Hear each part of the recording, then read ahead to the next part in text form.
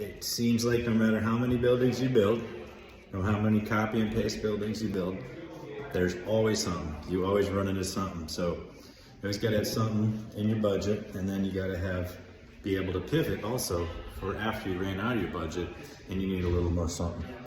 So that's the beauty of development. Constantly pivot, constantly deal with problems, constantly, mainly the government are constantly adding in new things you need to do, and they could care less about your economic situation.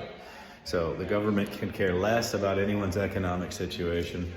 They just want things done a certain way. They don't care if it makes sense. And it's almost their goal really to slow down building.